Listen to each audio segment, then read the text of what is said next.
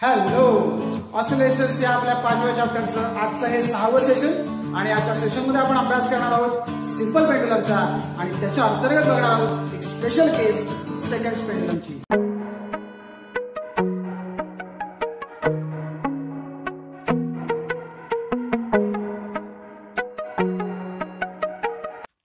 तर सिंपल पेंडुलमच्या डेफिनेशनचा जर विचार करायचा झालाच तर इथे सुद्धा दोन प्रकारे डेफिनेशन देता येते. जसं की आपण तिसऱ्या चॅप्टरमध्ये बघितले बघा, kinetic theory of gases and radiation मध्ये परफेक्ट ब्लॅक बॉडी, याच्यामध्ये एक आयडियल ब्लॅक बॉडी असू शकते आणि मग कंपॅरेटिव्हली एक ऑर्डिनरी बॉडी असू शकते की जी आयडियलच्या जवळ जाणारी असू शकते. सो याच पद्धतीने सिंपल पेंडुलम मध्ये सुद्धा दोन प्रकार पडतात. एक असणार आहे आयडियल सिंपल पेंडुलम आणि दुसरा असणार आहे तो प्रॅक्टिकल सिंपल पेंडुलम. आयडियल म्हणजे एक स्टँडर्ड आणि प्रॅक्टिकल म्हणजे जो आपण डेली लाईफमध्ये यूज करू शकतो. तर सुरुवातीला आपण बघूया आयडियल सिंपल पेंडुलमची डेफिनेशन काय आहे ती. An ideal simple pendulum is a heavy particle suspended by a massless, inextensible, flexible string from a rigid support. म्हणजेच आयडियल सिंपल पेंडुलम मध्ये काय आहे बघा, एक हेवी पार्टिकल आहे जे कशाने सस्पेंड केलंय तर massless, inextensible and flexible string. So एका रिजिड सपोर्ट पासून एका या स्ट्रिंगने ते पार्टिकल सस्पेंड केलंय, जी स्ट्रिंग ही मासलेस असणार आहे. म्हणजे मासलेस म्हणजे एक्झॅक्टली झिरो मास अप्रॉक्सिमेटली अशा अर्थाने, इनएक्सटेन्सिबल असली पाहिजे आणि ती फ्लेक्झिबल स्ट्रिंग असली पाहिजे. सो या पद्धतीने हे झालं स्टँडर्ड. पण डेली लाईफमध्ये आपण अशा प्रकारचा पेंडुलम तयार करू शकत नाही आणि मग अशा वेळेला आपण जिथपर्यंत पॉसिबल होईल तिथपर्यंत सिंपल पेंडुलमची रचना करतो आणि त्याला आपण काय म्हणतो, प्रॅक्टिकल सिंपल पेंडुलम. म्हणजे जो प्रॅक्टिकल सिंपल पेंडुलम आपण लॅबमध्ये सुद्धा प्रॅक्टिकल करताना वापरतो. So practical simple pendulum is a small heavy, म्हणजे डेन्स म्हटलं बघा, ज्याची डेन्सिटी बऱ्यापैकी स्ट्रॉंग आहे. स्मॉल हेवी स्फिअर, त्याला कौसात लिहिलं बघा कॉल्ड बॉब. म्हणजे जो आपण पेंडुलमच्या त्या रचनेमध्ये जो छोटासा गोळा असतो बरोबर ना, तो लोखंडी गोळा वगैरे आपल्याला दिसतो, त्याला काय म्हणतो आपण, बॉब म्हणतो. So it is a very small heavy sphere called bob suspended by a light inextensible string from a rigid support. म्हणजे inextensible string ती आहे बट आपण इथे असं म्हणतोय की ती लाईट आहे. सो मासलेस असा शब्द आपण तिथे आयडियल मध्ये वापरतो. तर कमीत कमी त्याचं मास असेल अशा अर्थाने आपण सो या पद्धतीची स्ट्रिंग आपण वापरणार आहोत. सो प्रॅक्टिकली ही त्याची डेफिनेशन झाली प्रॅक्टिकल सिंपल पेंडुलमची. ओके. आणि हा जो सिंपल पेंडुलम आहे ज्याची रचना आपण प्रॅक्टिकल लॅबमध्ये सुद्धा बघणार आहोत कशी आपण करतो, त्याच्यावरती आपण एक प्रयोग सुद्धा नेहमी परफॉर्म करतो. So the distance between the point of suspension and the centre of gravity of the Bob is called the length of the pendulum. So ज्या ठिकाणी तुम्ही तो बॉब त्या रिजिड सपोर्टला टाईप करणार आहात तिथपासून एक्झॅक्टली जो बॉब असणार आहे ना त्याचा सेंटर घ्यायचा आहे तुम्हाला आणि मग हे जे अंतर असेल त्याला आपण काय म्हणणार आहोत, लेंथ ऑफ द पेंडुलम. म्हणजे थोडक्यात तुम्हाला सांगायचं तर ती जी स्ट्रिंग असणार आहे त्याची लांबी आणि मग बॉबचं सेंटर म्हणजेच काय होणार आहे, थोडक्यात बॉबचं सेंटर याचा अर्थ त्या बॉबची रेडियस. सो थोडक्यात जर सांगायचं झालं तर लेंथ आपण कशी लिहू शकतो बघा, capital L is equal to small L plus R. म्हणजे तो स्मॉल एल काय असणार आहे, लेंथ ऑफ दॅट स्ट्रिंग, म्हणजे जी स्ट्रिंग आपण वापरतोय ती, आणि प्लस आर म्हणजे रेडियस ऑफ द बॉब. याने आपल्याला actually length of the pendulum मिळून जाईल. ठीक आहे. तर एकदम सिंपल रचना आहे ती. आणि मग याचं जर डिटेलमध्ये आपल्याला जायचं झालं तर आपण साधारणपणे सिंपल पेंडुलमच्या टाइम पिरियडसाठीचं एक डेरिव्हेशन आपण ऑब्टेन करतो. So let M be the mass of the bob and T be the tension in the string. The pendulum remains in equilibrium in the position OA with the center of gravity of the bob vertically below the point of suspension O. Okay. म्हणजे small M हे काय आहे तर त्या बॉबचं मास असणार आहे आणि T हे स्ट्रिंग मधलं टेन्शन असणार आहे. सो हे जे काही लिहिले आता पोझिशन OA वगैरे तर हे तुम्हाला त्या डायग्राम मध्ये दिसणार आहे. ही डायग्राम मी तुम्हाला थोड्या वेळानंतर दाखवणार आहे आणि मग तिथे तुम्हाला ते बघितल्याच्या नंतर लक्षात येईल. सो सिंपल अरेंजमेंट आहे ती. समजा या कंडिशनमध्ये हा पेंडुलम आपण थोडासा असा मूव्ह केला, ओके, छोटासा अँगल असणार आहे तो, अगदी जास्त अँगल घ्यायचा नाही, व्हेरी स्मॉल अँगल असणार आहे, त्याला आपण अँग्युलर अँप्लिट्यूड असं म्हणतो. सो जर या कंडिशनमध्ये तो असा बाहेरच्या साईडला थोडासा खेचला आणि मग तो रिलीज केला, सिम्पली म्हणजे बाहेरच्या साईडला ओढायचा आणि मग सोडून द्यायचा, आणि मग काय होईल तर त्याचं ऑसिलेशन स्टार्ट होईल. म्हणजे काय होईल, तो त्या मीन पोझिशनला येईल, पुन्हा दुसऱ्या साईडला जाईल, पुन्हा मीन पोझिशनला येईल, पुन्हा ज्या साईडून तुम्ही सोडला होता त्या साईडला येईल, या पद्धतीने तो ऑसिलेट होत राहील. सो आता आपण काय दाखवणार आहोत तर हा जो बॉब आहे हा ॲक्च्युली जे काही मोशन परफॉर्म करतो ते बेसिकली काय असतं तर सिंपल हार्मोनिक मोशन.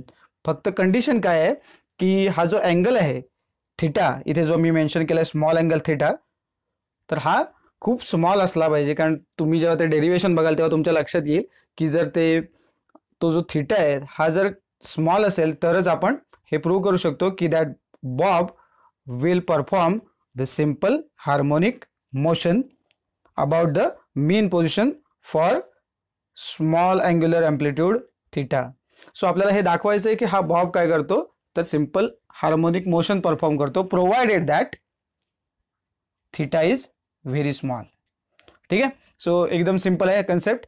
आणि आता तुम्हाला मी ते डायग्राम दाखवतो म्हणजे तुमच्या लक्षात येईल ज्याच्याबद्दल आपण बोलत होतो. हा ओ ए जो काय आहे वगैरे इथे दिसतोय ना आपल्याला, तर हे मी तुम्हाला दाखवतो. आणि पॉईंट ऑफ सस्पेन्शन जो ओ जिथे रिजिड सपोर्ट आहे ना तो पॉईंट ओ असणार आहे.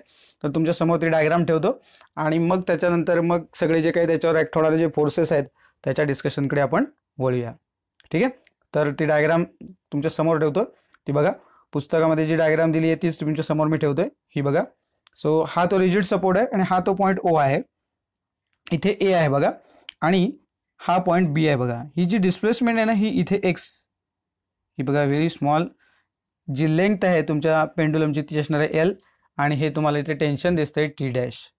ठीक आहे. सो एकदम सिंपल आहे या पद्धतीने. आणि हे जे काय आहे M G sine theta M G cos theta हे तुम्हाला माहिती आहे.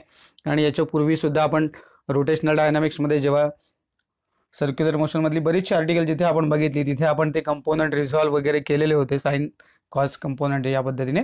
सो त्यामुळे आपण इझिली ते लिहू शकतो. आणि मग या बॉबवर जे ॲक्ट होणारे जे फोर्सेस आहेत ते जे दोन फोर्सेस आहेत ते बेसिकली काय असणार आहेत बघा.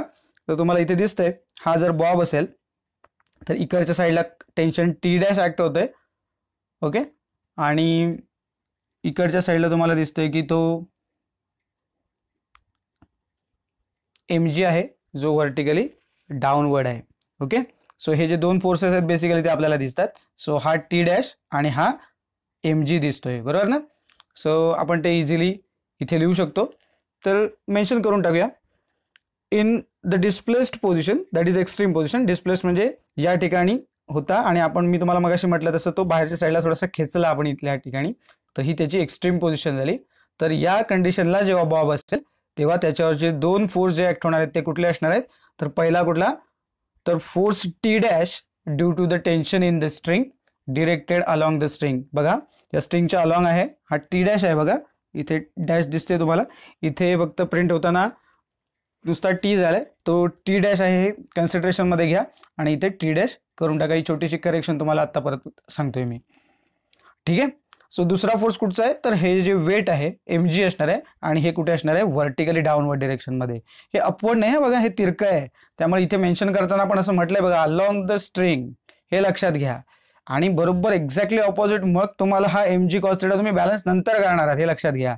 तर सध्या हा जो आहे हा अलॉंग द स्ट्रिंग आहे, टेन्शन टीचा जो फोर्स आहे तो, ओके.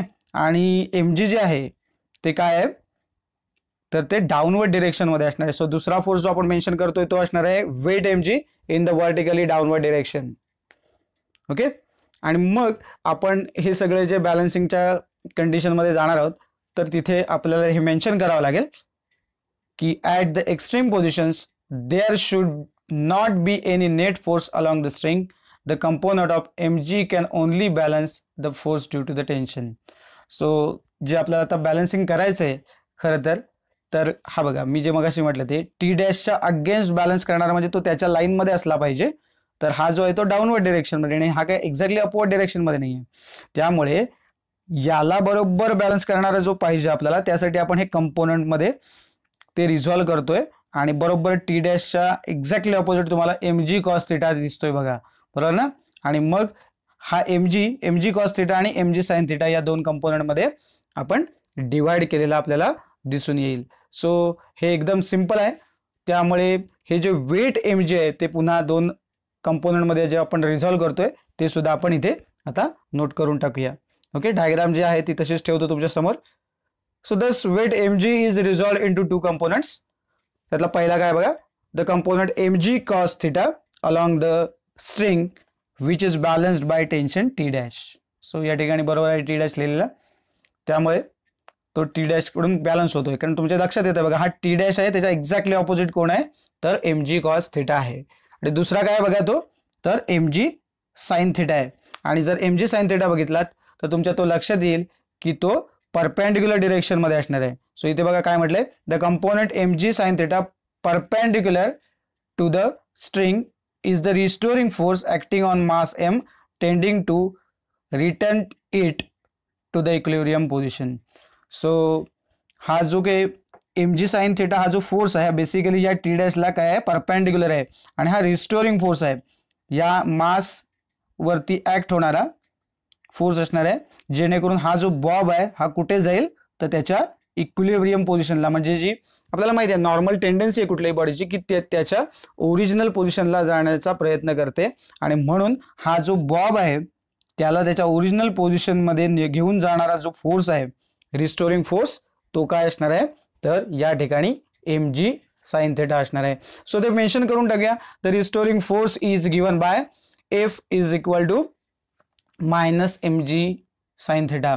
आता हे मायनस साइन काय इंडिकेट करतात, तर त्याच्या डिरेक्शन ज्या आहेत त्या ऑपोजिट आहेत. सो मॅग्नेट्यूड वाईज जर तुम्ही म्हटलात तर F काय आहे, तर mg sin थिटा एवढाच आहे जर मॅग्नेट्यूड वाईज घेतलात तर. ठीक आहे. आता जे मगाशी मी तुम्हाला म्हटलं होतं की provided that the angle theta is very small, ते काय आहे ते मी तुम्हाला सांगतो. आता समजा या कंडिशनमध्ये हे बघा, आता mg sin थिटा असं इथे लिहिलंय, बरोबर आहे. आता काय होईल बघा, as theta is very small, म्हणजे जर आपण थिटा व्हेरी स्मॉल आहे असं जर कन्सिडर केलं तर मग काय होईल, तर या केसमध्ये जो तुम्हाला मायनस mg sin थिटा मिळाला होता, तो जो साइन थिटा आहे तो अप्रॉक्सिमेटली थिटा ठेवायचा आहे, म्हणजे त्याचा साइन अँगल पुन्हा बघण्याची गरज नाही. आणि म्हणून मग F is approximately equal to minus mg theta. So sine theta is approximately equal to theta असं आपण म्हणतोय.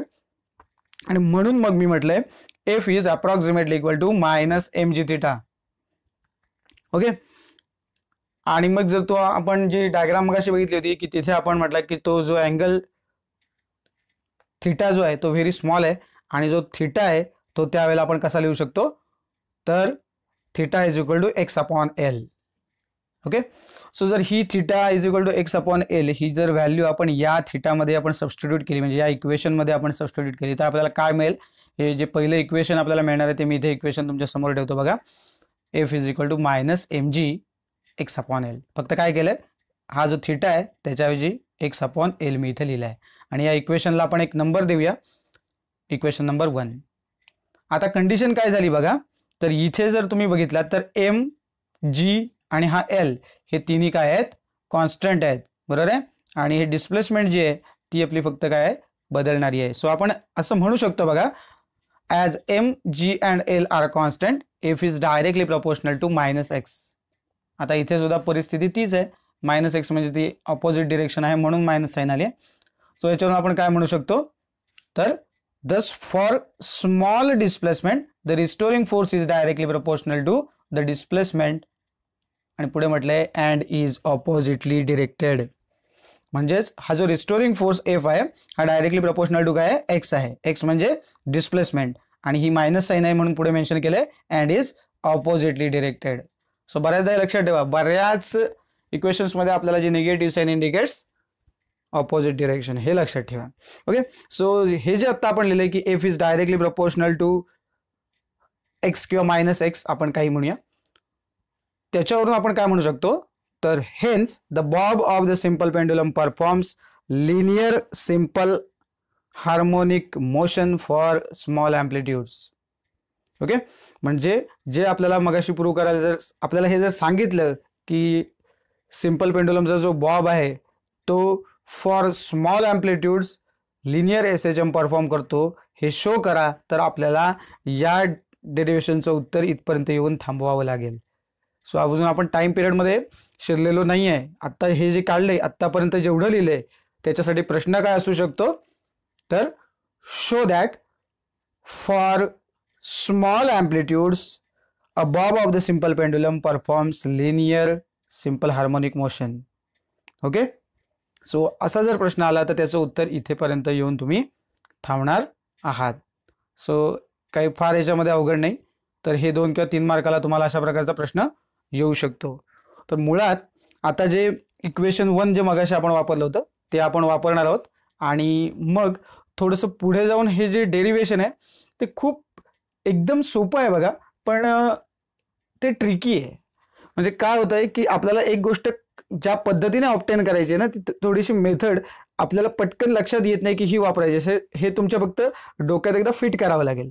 सो ते जे इक्वेशन 1 आहे जे मगाशी आपण लिहिलं होतं, काय लिहिलं होतं की F is equal to minus mgx/L. जर मागे जाऊन तुम्ही बघितलं तर तुम्हाला ते मिळेलही, बरोबर ना. हे बघा इथे आपण ते ठेवलंय, बरोबर. तर हेच इक्वेशन जे आहे ते मी परत तुमच्या समोर ठेवतो, म्हणजे ज्यावेळेला पुढे आपण कंपॅरिझनमध्ये जाऊ तेव्हा लक्षात येईल. तर हेच इक्वेशन आपल्याला वापरायचं आहे इक्वेशन 1 म्हणून.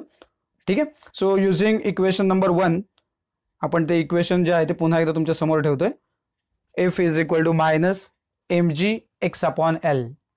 ओके, तर हे जे इक्वेशन आहे हे फोर्सचं इक्वेशन आलं. तसंच आपल्याकडे फोर्सचं बेसिक इक्वेशन काय आहे, तर also we know that F is equal to ma, बरोबर ना, मास इंटू ॲक्सेलरेशन. हे आपल्याकडे असलेलं दुसरं इक्वेशन आहे. आता मी हे इथे कंटिन्युटीसाठी इथे लिहिलंय परत, तर तुम्ही हे परत लिहिण्याची काही गरज नाही आहे, हे लक्षात ठेवा. कारण तुमच्याकडे इक्वेशन नंबर 1 ऑलरेडी आहे. तर या ज्या 2 स्टेप्स आहेत इथे मी वाढवले आहेत ते तुम्ही काय लिहिण्याची गरज नाही. ओके, आणि ते ऑल्सो वी नो दॅट लिहिण्याऐवजी वी नो दॅट असं लिहा. आणि इक्वेशन 1 तिकडे तुम्ही ऑलरेडी लिहिलेलं आहेत. आणि मग ही जी 2 इक्वेशन तुम्हाला मिळाली ती तुम्ही इक्वेट करू शकता, कारण ती दोन्ही फोर्सची इक्वेशन्स आहेत. हे पहिलं इक्वेशन आहे आपलं आणि हे दुसरं इक्वेशन आहे. So from equations number 1 and 2 काय करू शकतो आपण, तर हे ma आहे आणि हे मायनस mgx/L. सो ते इक्वेट करून टाकूया बघा या पद्धतीने. आणि आता दोन्ही साईडला m कॉमन आहे, सो तो कॅन्सल आउट करून टाकूया. Therefore a is equal to काय होईल, मायनस gx/L. आणि हे अजून थोडंसं आपण रिअरेंज करणार आहोत. हा जो g आहे याच्या डिनॉमिनेटरला 1 आहे हे लक्षात घ्या. म्हणजे थोडक्यात हा जर x मी या साईडला आणला तर हा a/x होईल, आणि हा इकडे जो g आहे तो थोडक्यात हा वरच्या साईडला आहे, म्हणजे तुम्ही तो मायनस g/L असं म्हणू शकता. Therefore a is equal to a/x, हा जो x आहे तो आपण इकडच्या साईडला आणलाय आणि हा मायनस g/L आलाय, बरोबर आहे. तर a/x is equal to g/L. आणि मगापासून मी तुम्हाला हे सांगतोय की हे निगेटिव्ह साईन काय इंडिकेट करते, तर बेसिकली त्याची डिरेक्शन फक्त मेन्शन करते, ऑपोजिट डिरेक्शन आहे म्हणून. आणि म्हणून जर मॅग्निट्यूड वाईज जर आपण बघायला गेलं तर आपण काय लिहू शकतो, तर a/x is equal to g/L. ठीक आहे. तर हा जो कन्सेप्ट आहे ना बेसिकली हा लक्षात ठेवा की a/x is equal to g/L, कारण याचाच वापर आपल्याला पुढे करायचा आहे. ठीक आहे. तर आपण याच्या आधी जे आर्टिकल बघितलं होतं, बरोबर, टाइम पिरियड टी साठी एक डेरिव्हेशन बघितलंय, त्याच्यामध्ये मला वाटतं हे आपण बघितलंय. सेशन 3 एकदा जर तुम्ही रिवाइज केलं, थोडंसं फ्लॅशबॅकमध्ये जा आणि तुम्हाला ते आठवेल. सो ते इक्वेशन जे आहे पिरियड टी साठीचं ते लिहून टाकूया आपण. काय बघा, तर T is equal to 2π divided by square root of acceleration per unit displacement. आणि म्हणून आपल्याला माहिती आहे बघा, ॲक्सेलरेशन म्हणजे a आणि डिस्प्लेसमेंट म्हणजे x असं जर असेल तर ॲक्सेलरेशन पर युनिट डिस्प्लेसमेंट म्हणजे a/x, बरोबर आहे. तर मगाशी आपण बघितलं की a/x is equal to g/L असं आपण ते लिहिलं मागच्या त्या स्लाइडमध्ये बघितलेत तुम्ही, बरोबर आहे.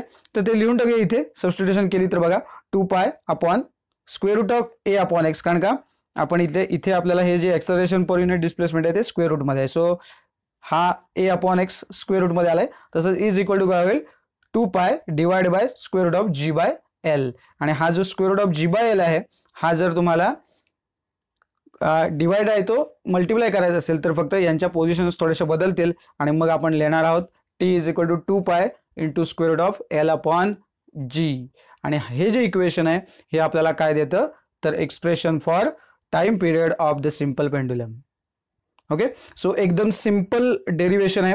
तर सुरुवातीला आपण काय केलं त्या सगळ्या उद्योगातून, तर सुरुवातीलाच आपण ए बाय एक्स ची जी व्हॅल्यू आहे ती जी बाय एल आहे हे प्रूव्ह केलं आणि मग या फॉर्म्युल्यामध्ये सबस्टिट्यूट करून आपण हे T is equal to 2 square root of L upon G असं बघितलं. आणि त्या ठिकाणी आपण एकदा फ्रिक्वेन्सीसाठी पण इक्वेशन ऑब्टेन केलं होतं बघा. तसं जर तुम्हाला याही केसमध्ये फ्रिक्वेन्सी जर ऑब्टेन करायची असेल या केसमध्ये सिंपल पेंडुलमची, तर मग तुम्हाला काय करावं लागेल तर आपल्याला माहिती आहे फ्रिक्वेन्सी म्हणजे 1/t. तर एक्झॅक्टली हे सगळे ज्या टर्म्स आहेत ते उलट्या होतील. म्हणजे हा 1/t होणार, म्हणजे हा 1/2π होणार. बरोबर. सो फ्रिक्वेन्सी एफ किंवा त्याला आपण एन हे सिम्बॉल वापरतो. सो 1/2π होईल आणि हा जी वरती जाईल आणि एल खाली येईल. So 1/2π square root of G by L असं आपल्याला इक्वेशन फ्रिक्वेन्सीचं मिळू शकेल. सो या पद्धतीने टाइम पिरियड, आणि जर कुठे विचारलं असेल तर तुम्हाला फक्त माहीत असावं म्हणून हे तुम्हाला सांगितलं.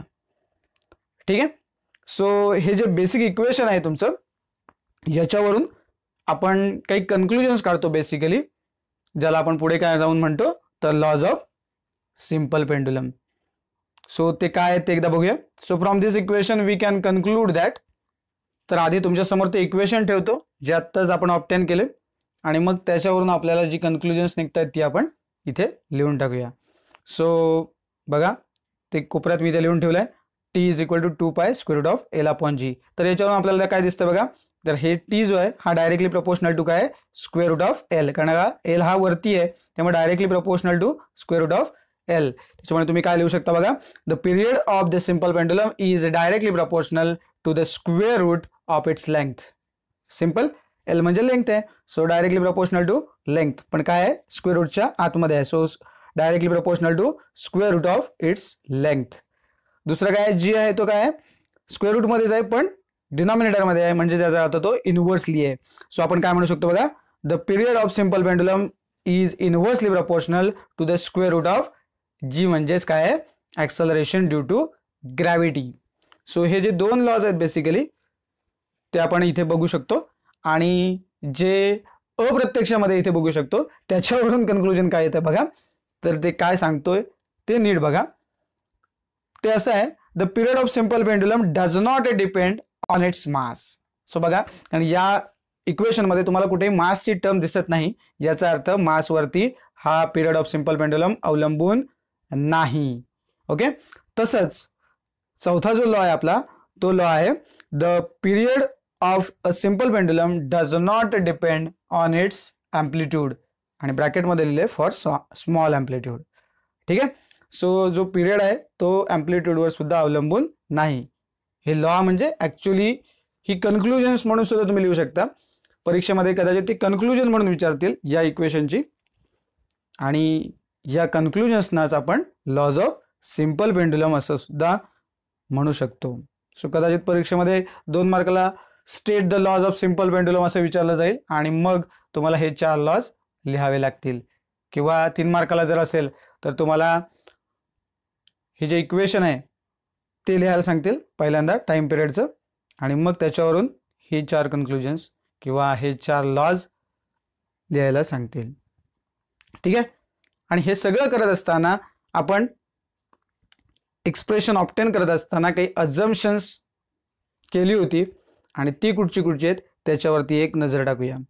So while deriving the expression the following assumptions are made. बघा पहिलं कुठलं आहे, the amplitude of oscillations is very small. Very small म्हणजे काय, तर त्यांनी ब्रॅकेटमध्ये दिलंय at least 20 times smaller than the length, म्हणजे जी काही तुमची लेंथ असणार आहे तुमच्या सिंपल पेंडुलमची तर त्याच्या लेंथच्या किमान 20 टाइम्स स्मॉलर, म्हणजे थोडक्यात जेवढी काही ऑसिलेशन्स असतील, सॉरी जेवढा काही तुमचं अँप्लिट्यूड असणार आहे त्याच्या 20 पट जास्त तुमच्या पेंडुलमची लेंथ असली पाहिजे असा त्याचा अर्थ होतो. बरोबर आहे. कारण लेंथ जर समजा तुम्ही साधारणपणे 1 मीटर घेतलात तर ऑसिलेशन म्हणजे जे असणार आहे तुमचं त्याची ॲम्प्लिट्यूड ही 5 सेंटीमीटर असेल. ओके, सो ती 5 सेंटीमीटर ॲम्प्लिट्यूड असेल तर लेंथ किती असायला पाहिजे, तर 100 सेंटीमीटर म्हणजेच 1 मीटर. ओके, सो 20 टाइम्स या पद्धतीने. आणि दुसरं काय म्हटलं बघा, the length of the string is large, तर ते आपण मेन्शन केलंच आहे आत्ताही की ती लार्ज असणार आहेत प्रपोर्शनली. पण इव्हन घेताना पण छोटी घेऊ नका, नाहीतर काय होईल, तुमचं जे ॲम्प्लिट्यूड ऑफ ऑसिलेशन 1 सेंटीमीटर ठेवाल आणि परत ती लेंथ, मग त्याच्यामुळे काय होईल, तर साधारणपणे फक्त 20 सेंटीमीटर होईल. तर ते तसं न घेता आपल्याला काय करायचं आहे, तर ती जी स्ट्रिंग आहे त्याची लेंथ ही बऱ्यापैकी व्यवस्थित लांब ठेवायची आहे. आणि सगळ्यात तिसरी महत्त्वाची कंडिशन जी आहे खरं तर, during the oscillations the bob moves along a single vertical plane. Okay, so एका व्हर्टिकल प्लेनमध्ये तो ऑसिलेट झाला पाहिजे हे लक्षात घ्या. पण बऱ्याचदा आपण ऑसिलेशन देतो तेव्हा तो इकडे तिकडे फिरतो, सगळी इकडे फिरून फिरून गोल, कधी इकडे वाकडा तिकडे जातो. तर आपल्याला हे अझम्पशन आपण केलं की हे जे आपण रिडिंग्स घेणार आहोत तेव्हा बॉब हा बरोबर एका व्हर्टिकल प्लेनमध्ये असणार आहे असं आपण अझम्पशन केलेलं आहे. म्हणजे ज्यावेळी तुम्ही प्रयोग करणार आहात तेव्हाही तुम्हाला काय समोर ठेवायचं आहे की ते ऑसिलेशन्स आहेत ते एका प्लेनमध्ये होताना दिसले पाहिजेत. तर याच्यावरून आपण एक स्पेशल केस डिस्कस करतो बेसिकली, ती आहे सेकंड पेंडुलमची. तर ती काय स्पेशल केस आहे ती आता बघूया आपण. वळूया आपल्या पुढच्या आर्टिकलकडे, सेकंड पेंडुलमकडे. सो पहिल्यांदा सेकंड पेंडुलम म्हणजे काय बेसिकली, त्याची डेफिनेशन काय आहे ते बघूया. तर हा सेकंड पेंडुलम म्हणजे सिंपल पेंडुलमच आहे, फक्त कंडिशन काय आहे ती बघा. A simple pendulum whose period is 2 seconds is called second pendulum. म्हणजे ज्याचा टाइम पिरियड किती आहे, 2 सेकंद आहे. टाइम पिरियड म्हणजे काय, तर एका ऑसिलेशनसाठी लागणारा वेळ हा 2 सेकंद असेल तेव्हा त्या सिंपल पेंडुलमला आपण काय म्हणतो, सेकंड पेंडुलम. ओके, एकदम सिंपल फॉर्म्युला आहे बरोबर. म्हणजे एका ऑसिलेशनला त्याला वेळ लागतो किती, तर 2 सेकंद हा फिक्स केला आहे बरोबर. मग आता जर आपण थोडंसं पुढे गेलो तर आपण काय लिहू शकतो बघा. आपल्याकडे काय इक्वेशन होतं, तर t is equal to 2 square root of L upon G. मग आता आपल्याला माहिती आहे की टाइम पिरियड किती आहे, तर 2 सेकंद आहे, कारण डेफिनेशन मध्ये इथे मेन्शन केलं इज 2 seconds बरोबर. सो इथे टी ची किंमत जी आहे ती 2 सेकंद जर आपण डायरेक्ट टाकली तर काय होईल बघा. फॉर सेकंड पेंडुलम इक्वेशन बघा, मी तेच लिहितोय परत, 2 is equal to 2 square root of L S upon G. आणि मग त्याच्यामुळे काय होतंय, तर जी व्हॅल्यू आहे आपली टी इज इक्वल टू 2 ती आपण काय केली आहे इथे सबस्टिट्यूट करून ठेवली आहे. ओके, सो इथे आपल्याला कळले की त्याचा जो टाइम पिरियड आहे तो किती आहे, तर 2 सेकंद इतका आहे. आणि म्हणून हे इक्वेशन आपण या ठिकाणी आणले बरोबर आहे. आता थोडंसं काय होईल, हे जर आपण डिटेलमध्ये सॉल्व्ह करायला गेलो तर हा 2 आणि 2 जो तुम्हाला दिसतो इथे हा कॅन्सल होईल, म्हणजे इथे 1 शिल्लक राहील आणि इकडच्या साईडला सुद्धा हा 2 कॅन्सल होऊन जाईल. म्हणजे इथे 1 राहतोय, म्हणजे काहीच इथे आपण नाही घेतलं तरी चालेल, पण इथे आपल्याला 1 मात्र ठेवावा लागेल, कारण इकडच्या साईडला काहीतरी दिसलं पाहिजे बरोबर ना. आणि इथला जो 1 आहे तो या 1 ने आपण इकडच्या साईडला मल्टिप्लाय करणारच आहोत, त्याच्यामुळे तो इथे मर्ज होईल. पण इथे काय लिहिणार तुम्ही, 0 लिहू नाही शकत बरोबर ना. त्यामुळे इथला 1 जो आहे तो आपल्याला लिहावा लागेल. सो थोडंसं आणखीन हे मॉडिफाय करूया आपण हे, आणि मग आपण पुढच्या स्टेपकडे वळूया. तर बघा, therefore 1 is equal to pi into square root of L S upon G. आता इथे फक्त आपण काय केलंय बघा, तर एल एस जो आहे तो आपण काय म्हटलंय, तर लेंथ ऑफ सेकंड पेंडुलम म्हणून इथे आपण सबस्क्रिप्टला एस जोडला आहे. ठीक आहे, कारण पुन्हा एस कुठून आला हा प्रश्न नको. सो जर आपण हे जर इक्वेशन आपल्याला सॉल्व्ह करायचं असेल तर आपण कसं करू शकतो बघा.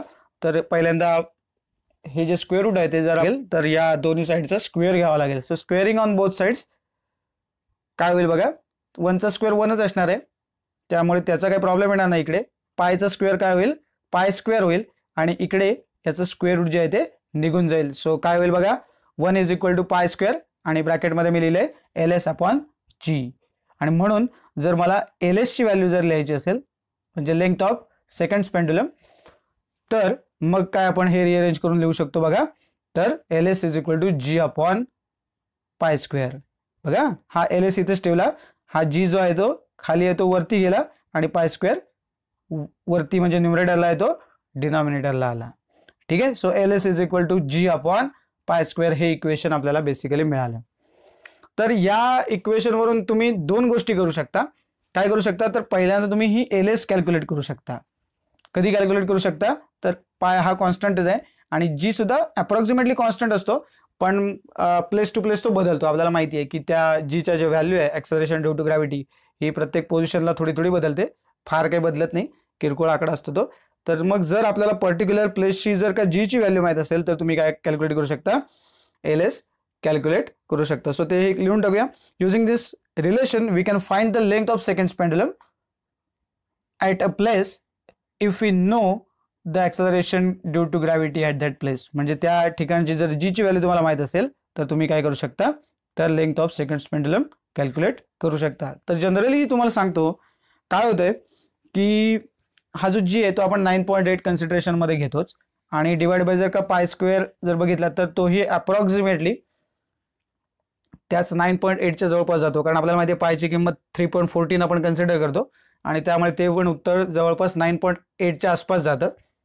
ओके, आणि मग अप्रॉक्सिमेटली तुम्हाला जे मिळतंय उत्तर ते 1 मीटरच्या आसपास असतं. त्यामुळे काही ठिकाणी तुम्हाला हे मेन्शन केलेलं मिळेल की length of second pendulum is approximately 1 metre. हे तुम्हाला लिहिलेलं मिळू शकेल. आपल्या पुस्तकामध्ये असं मेन्शन केलेलं नाही आहे तिथे, पण हे तुमच्या माहितीसाठी मी सांगतोय. ठीक आहे. दुसरं आपल्याला काय होऊ शकतं बघा, आता मी तुम्हाला असं म्हटलं की जीची व्हॅल्यू माहीत असेल तर तुम्ही LS कॅल्क्युलेट करू शकता.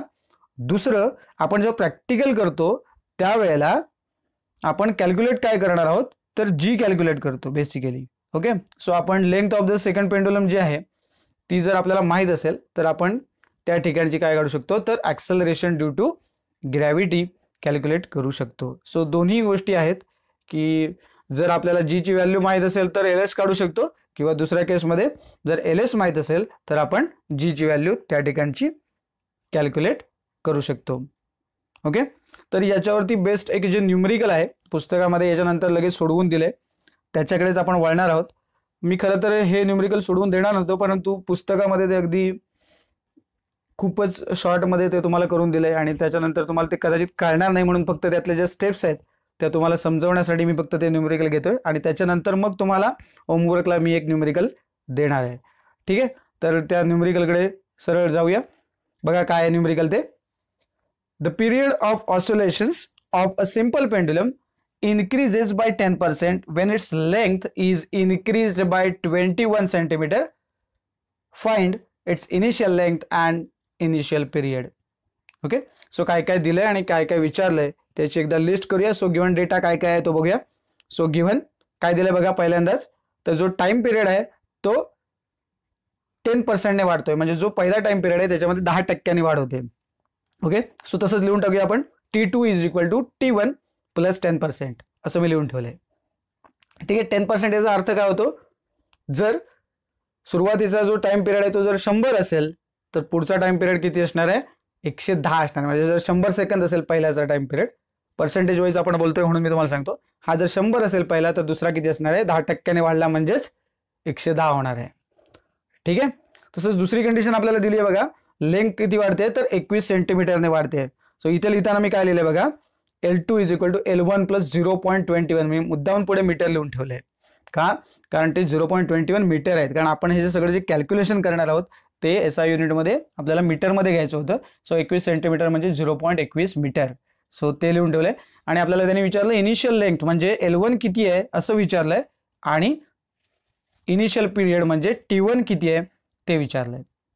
तर आपल्याकडे एक साधा सिंपल फॉर्म्युला आहे, आत्ता जो 2-3 वेळा आपण बघितला. काय आहे, T is equal to 2 pi square root of L upon G. Okay, तर एकदम सिंपल फॉर्म्युला आहे, फक्त आता आपल्याला 2 ठिकाणी तो अप्लाय करावा लागणार आहे, बरोबर ना, म्हणून कारण तो T1 साठी एकदा वापरावा लागणार आहे, एकदा T2 साठी वापरावा लागणार आहे. सो थोडंसं त्याच्या डिटेलमध्ये जाऊया आणि पुस्तकामध्ये हे डिटेलमध्ये सोडवून दिलं नाही म्हणून मी फक्त तुम्हाला दाखवतोय. ओके, जर तुम्हाला एखादी स्टेप डायरेक्ट कळत असेल आणि तुम्ही स्किप करत असाल तर काही हरकत नाही, पण थोडंसं डिटेलिंगमध्ये मी इथे या ठिकाणी तुम्हाला दाखवतोय. आता इथे जे तुम्हाला प्रश्नात विचारलंय बघा, इनिशियल लेंथ आणि initial period. Okay, so initial period पुस्तकामध्ये कॅल्क्युलेट करून दिलाय, तो 2 स्टेपमध्ये येणार आहे, कारण का तुम्हाला त्या व्हॅल्यूज फक्त पुटअप करायचे तिथे आणि मग उत्तर येणार आहे. तर या ठिकाणी मी तुम्हाला याचं उत्तर इनिशियल पिरियड मी तुम्हाला कॅल्क्युलेट करून दाखवणार नाही आहे, कारण पुस्तकामध्ये हेच गणित आहे, मी कुठलाही आकडाही बदललेला नाही आहे. फक्त मी थोडक्यात जास्त स्टेप करून तुम्हाला एक्सप्लेन करतोय. ओके, सो इथपर्यंतच मी एक्सप्लेन करणार आहे. इनिशियल लेंथ फक्त आपण ऑब्टेन करणार आहोत. इनिशियल पिरियडसाठी जो सिंपल फॉर्म्युला आहे त्याच्यामध्ये व्हॅल्यू सबस्टिट्यूट केल्या की तुम्हाला उत्तर मिळणार आहे. ते तसं पुस्तकामध्ये दिलेलंच आहे. तर बघा कसं लिहू शकतो.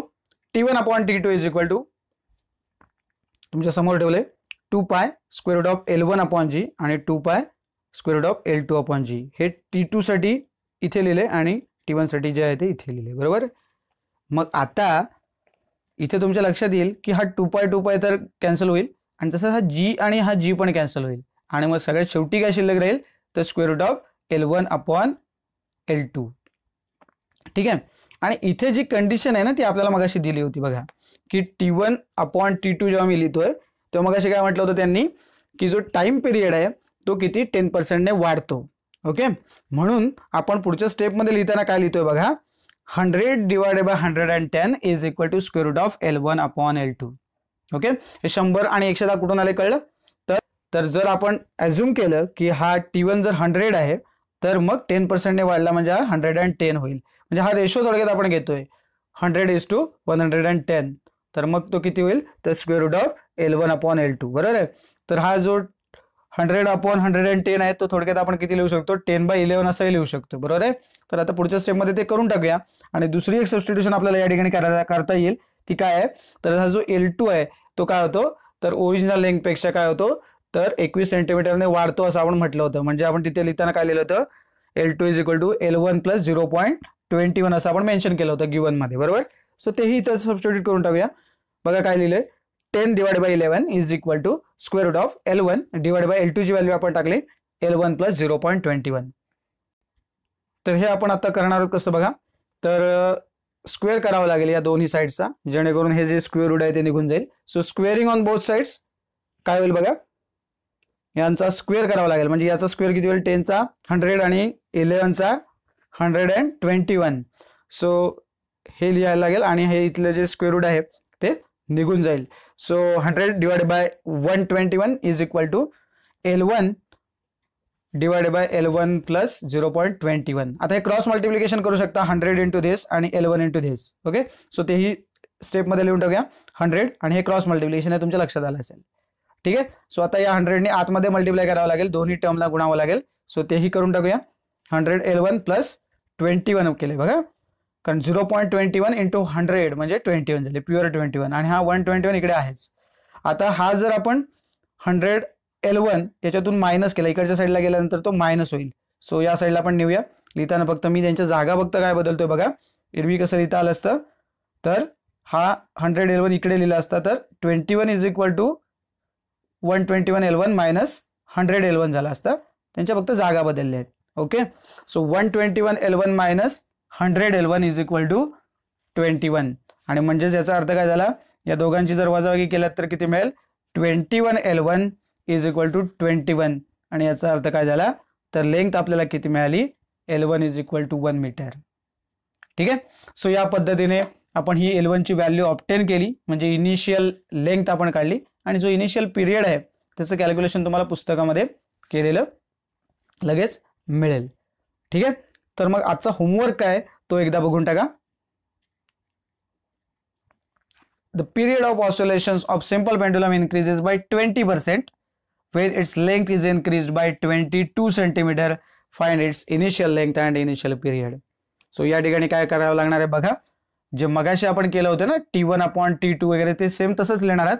मगाशी जे ते 100/110 होतं तिथे आता काय होईल बघा T1 तुमचा 100च राहणार आहे 20% ने वाढतोय म्हणजे तिथे 120 होईल हे लक्षात घ्या. आणि दुसरं काय बदल होणार आहे याच्यामध्ये तर जिथे स्क्वेअर रूट ऑफ L1 आपण असं लिहिलं होतं आपण L1 प्लस 0.21 बरोबर ना कारण 21 सेंटीमीटरने वाढत होती ही 22 सेंटीमीटरने वाढते म्हणजे तो L1 प्लस 0.22 होईल. बरोबर म्हणजे 100 डिवाइड बाय 120 बरोबर म्हणजे ते तुम्ही नंतरच्या केसमध्ये आपण माहिती आहे 100 आपण 120 म्हणजे 10 डिवाइड बाय 12 असं घ्याल तुम्ही थोडक्यात पुढच्या स्टेपला. सो 10/12 इज इक्वल टू काय होईल square root of L1 divide by L1 plus 0.22 असं मिळेल आणि मग तुम्ही ते स्क्वेअर करा बोथ साईडचे क्रॉस मल्टिप्लिकेशन वगैरे करा आणि मग L1 ची व्हॅल्यू काढा. ठीक आहे. आणि त्याच्यानंतर आपल्याला काढायचं इनिशियल पिरियड म्हणजे T1 कॅल्क्युलेट करायचं आहे. ओके, सो एकदम इझी आहे. जर या स्टेप्स जर तुम्ही फॉलो केल्यात तर तुम्हाला उत्तर लगेचच मिळणार आहे.